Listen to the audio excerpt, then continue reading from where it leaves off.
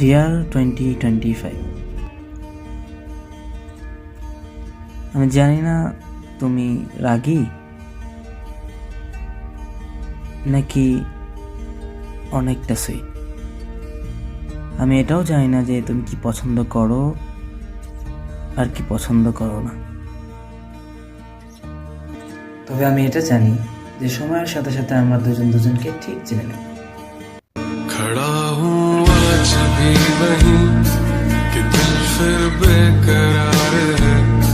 खड़ा हूँ आज भी वहीं कि तेरा इंतजार है। खो न जाऊं